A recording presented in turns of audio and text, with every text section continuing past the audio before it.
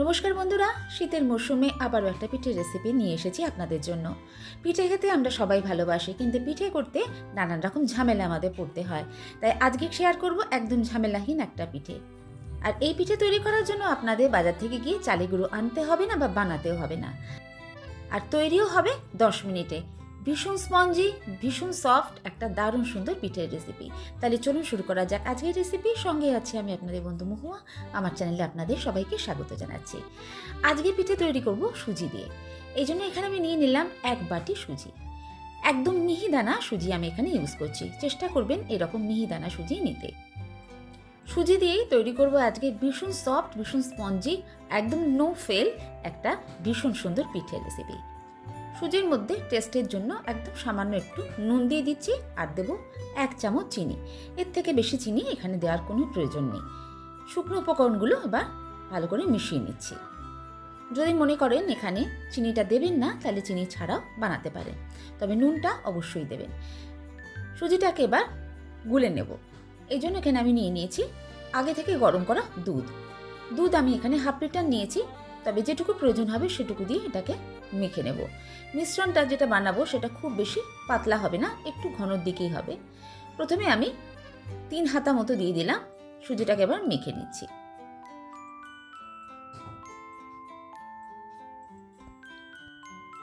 দুধটা দিয়ে সুজিটাকে ভালো করে মেখে নিয়েছি, কিন্তু সুজিটা এখন বেশ টাইট আছে।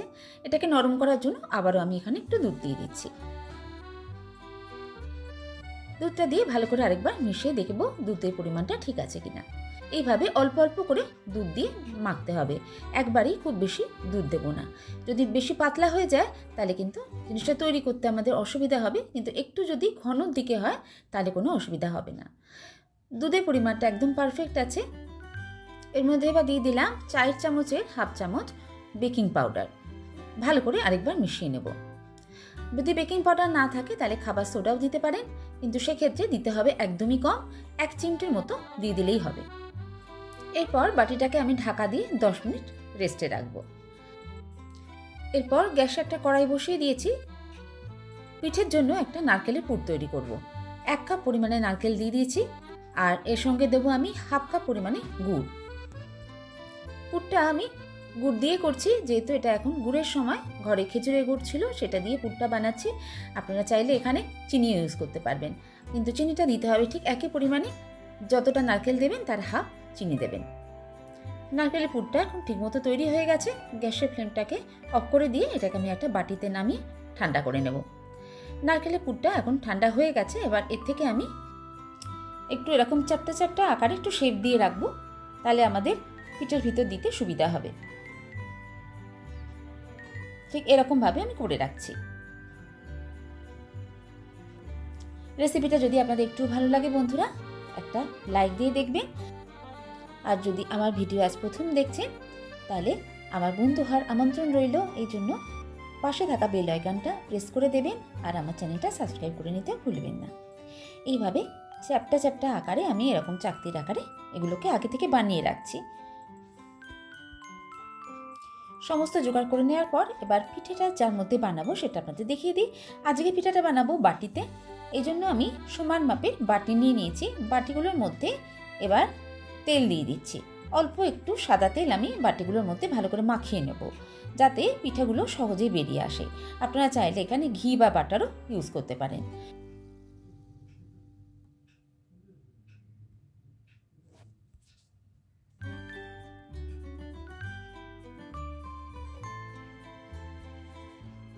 এবার ঢাকনাটা খুলে সুজির মিশ্রণটাকে একবার ভালো করে মিশিয়ে নিতে হবে।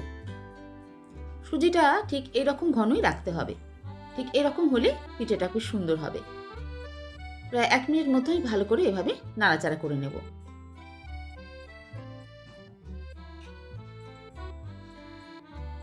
এবার ওই বাটিটা নিয়ে নিলাম। বাটির মধ্যে এখান থেকে 1 হাতা পরিমাণে বেশ ভরা ভরা দেব। আর একটু আমি দিয়ে দিচ্ছি। এইভাবে দিয়ে তারপর মাঝখানে যে নারকেলের পুরটা বানিয়েছিলাম সেটা মাঝখানে দিয়ে দেব। এর উপরে আবারও একটু মিশ্রণ দিয়ে দেবো, তবে এবার খুব বেশি একটু দেবো না, প্রায় 1 হাতা মতো এইভাবে দিয়ে দিচ্ছি। ভালো করে দিয়ে এবার বাটিটা নেড়ে এইভাবে একটু ট্যাপ ট্যাপ করে দিতে হবে, যাতে ভিতরে যদি কোনো এয়ার বাবল থাকে সেটা বেরিয়ে যাবে, যেমন কেক তৈরি করার সময় আমরা করে থাকি। শুধু একটা খেয়াল রাখতে হবে যে বাটিটা একদম ভরে দেবেন না, ওপর থেকে একটু এরকম ফাঁকা রাখবেন।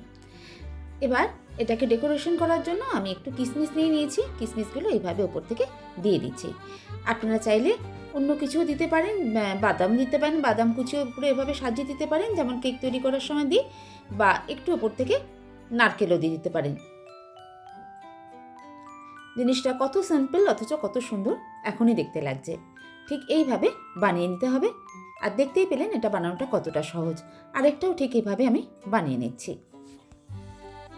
শীতের সময় পিঠে খেতে সবারই ভালো লাগে, কিন্তু বেশিরভাগ পিঠে তৈরি করতেই প্রচুর সময়ের প্রয়োজন হয়, আর আমাদের অনেকের হাতে ঠিক অতটা সময় থাকে না, তাই অনেক সময় আমাদের খাওয়া হয়ে ওঠে না। যদি কোনো পিঠে এত সহজে এত কম সময়ে বানিয়ে নেওয়া যায় আর এত কম উপকরণ দিয়ে, তখন পিঠে তৈরি আপনাদের ঝামেলা বলে মনেই হবে না। একদম 10 মিনিটে ঠিক এইভাবে বানিয়ে নিতে পারবেন। এই পিঠেগুলো এবার তৈরি হবে ভাপে। এই জন্য একটা কড়াতে আমি গরম জল করে একটা স্ট্যান্ড বসিয়ে দিয়েছি, এর উপরে একটা এরকম স্টিলের থালা রেখে দিচ্ছি। এর উপরে বাটিগুলো বসাবো। বাটিগুলো শুধু এমন জায়গায় বসাতে হবে যাতে বাটিগুলো একটু সোজাভাবে হয়। বাটিটা যদি বেঁকা বসে তাহলে পিঠেটাও কিন্তু বেঁকে যাবে। এই জন্য একসঙ্গে বেশি বাটি দিলাম না, 2টো বাটি আমি সেট করলাম। এবার ঢাকা দিয়ে এটাকে ভাপে রান্না করে নেব 10 মিনিট। বাটিটার সাইজ অনুযায়ী এটাকে ভাপাতে হবে। যদি এর থেকে ছোট সাইজের বাটি হয় তাহলে 5 মিনিটের মধ্যেই হয়ে যাবে, আর যদি এই সাইজের বাটি হয় তাহলে ঠিক এরকম 10 মিনিটেই নামাবেন। আর নামাবার আগে একটু চেক করে নেবেন। চেক করার জন্য একটা টুথপিক বা ছুরি এভাবে ঢুকিয়ে দিয়ে দেখে নিতে হবে একদম শুকনো বেরোচ্ছে কিনা। যদি একদম শুকনো বেরোয় তার মানে এটা তৈরি হয়ে গেছে। গ্যাসের ফ্লেমটা এবার অফ করে দিয়ে বাটিগুলো নামিয়ে ঠান্ডা করে নেব। একদম ঠান্ডা হয়ে গেলে তারপর বাটিগুলো থেকে পিঠেটাকে বার করব। পিঠেটা দেখুন কত সুন্দর দেখতে হয়েছে, আর বাটিটা এখন প্রায় ঠান্ডা হয়ে এসেছে, একদম হালকা একটু উষ্ণ ভাব রয়েছে। এবার পিঠেগুলো আমি এর থেকে ছাড়িয়ে নেব। ঠান্ডা হয়ে যাওয়ার পর আপনাতেই দেখুন সাইডটা এইভাবে ছেড়ে ছেড়ে আসবে। আর পিঠেটা দেখুন কতটা সফট হয়েছে, হাত দিয়ে আপনাদের দেখাচ্ছি, দেখে বুঝতে পারছেন কতটা সফট হয়েছে। পিঠেটা এবার বাটি থেকে বার করে নেব।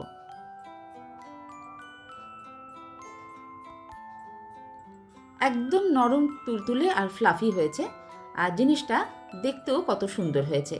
আর এটা তৈরি করা যে কতটা সোজা সেটা আপনারা দেখতেই পেলেন। ওপর থেকে এত সুন্দর দেখতে হয়েছে আর এত নরম হয়েছে। এবার আপনাদের ভিতরটাও কেটে দেখাচ্ছি। আজকের এই পিঠের রেসিপিটা আপনাদের কেমন লাগলো অবশ্যই জানাবেন। পিঠেটা এতটাই ভালো খেতে হয়, এটা আপনাদের ভালো লাগতে বাধ্য। যদি একবার বানান তাহলে দেখবেন বারবার এভাবেই বানিয়ে খেতে ইচ্ছা করবে, কারণ এটা বানানোটা ভীষণ সহজ। এত সহজ রেসিপি আর খেতেও দুর্দান্ত হয়। ভিতরটা দেখুন কতটা পুরে ভরা। পুরটা একটু বেশি করে দেবেন তাহলে খেতে ভালো লাগবে। ওপরটায় হালকা একটু মিষ্টি আর ভিতরে একদম নারকেল গুড়ের পুরে ভরা এই পিঠে এতটাই সুস্বাদু হয় খেতে, ছোট বড় সবারই দেখবেন ভীষণ ভালো লাগবে। তাই বাড়িতে অবশ্যই ট্রাই করে দেখার অনুরোধ রইল। আবার এই ধরনের ইউনিক কোনো নতুন রেসিপি নিয়ে আপনাদের কাছে হাজির হব। সবাই ভালো থাকবেন, সুস্থ থাকবেন। সবাইকে অসংখ্য ধন্যবাদ।